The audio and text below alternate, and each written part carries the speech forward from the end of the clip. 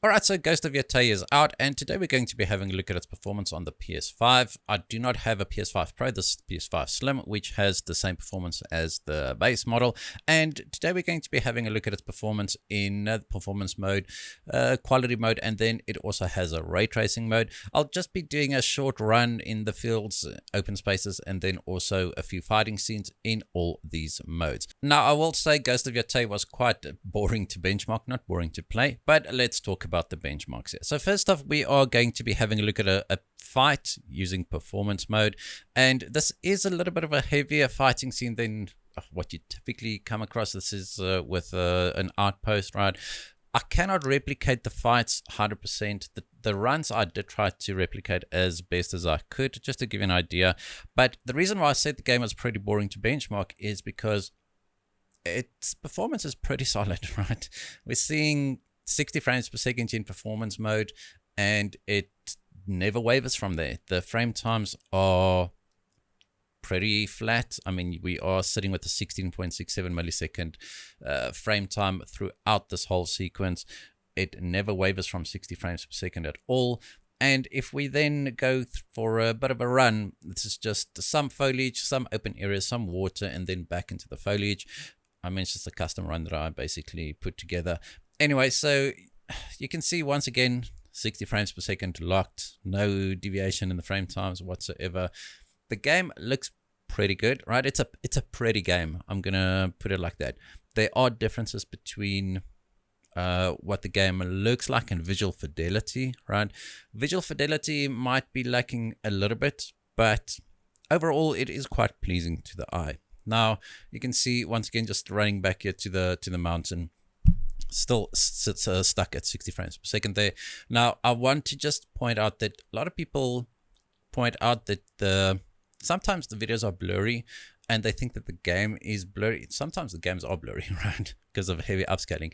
But if you do see that the games are a little bit blurry during these scenes where we have performance overlay numbers, it's because those are captured at 1080p. I have to capture that at 1080p for the performance overlays to be as consistent as possible, right?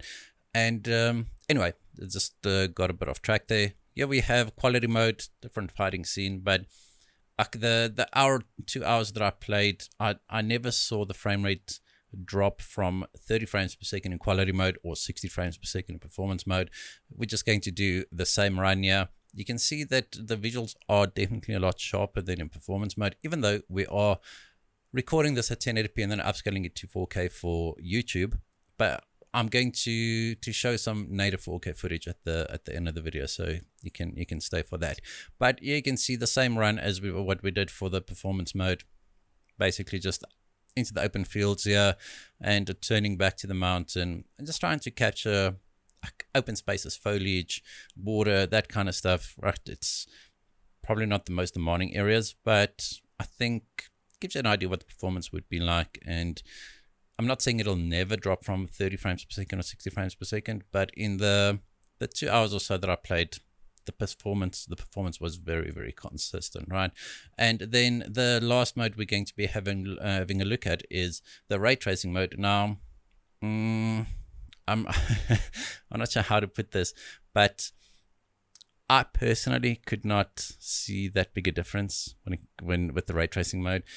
We can see that the image clarity is definitely less than quality mode. We are getting 30 frames per second as well, so it's kind of, you're getting the resolution of performance mode. I'm not sure if it's the exact same resolution, but it is definitely a little bit more blurry than quality mode. And then you do get 30 frames per second because we've got ray tracing. But the ray tracing, to me, it was not that immediately apparent. If you look closer and you do pixel peeping, you'll definitely see it. I'm not that good at pointing stuff like that out. If you want to, well, I'm going to link Digital Foundry's video that John did, where he spoke about the ray tracing modes, and they do a much better image quality comparison than what I can even dream of. They've got all the tools for that, and I think it's just if you want to do if you want to see image quality comparisons, differences between performance mode and quality mode and ray tracing mode, that kind of stuff, I'll link the video for Digital Foundry. They definitely do a better job than me. All right, so yeah, we are with the ray tracing mode. Again, the same scene, and once again, it never wavers from 30 frames per second. It's a lock to 30. Although I will say that I personally, again, prefer the performance mode.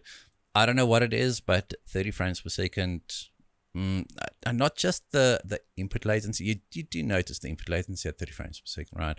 But also, this is now the second or third game that actually makes me nauseous playing at 30 frames per second. Now, I do not have motion blur enabled in my videos because for frame rate captures, I have to keep motion blur disabled.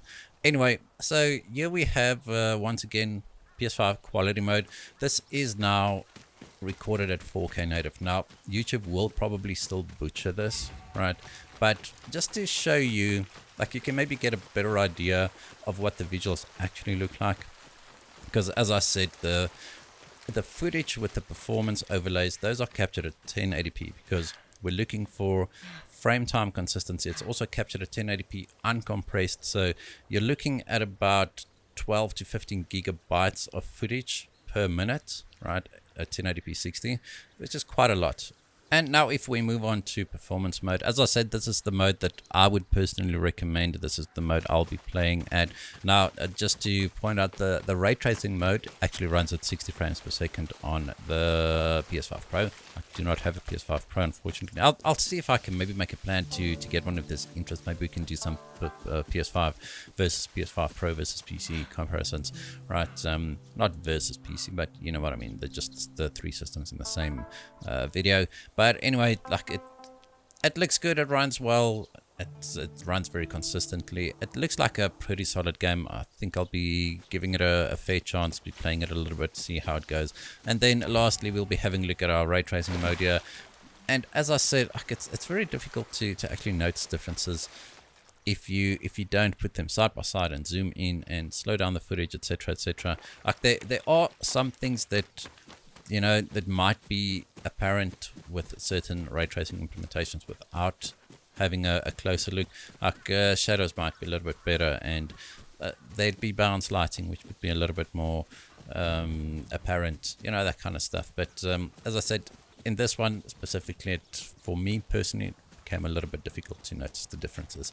All right, and then on that note, I think that's going to be the end of this video. I hope you guys enjoyed it. If you did, hit that like button, hit the subscribe button, and as always, we hope to see you in the next one.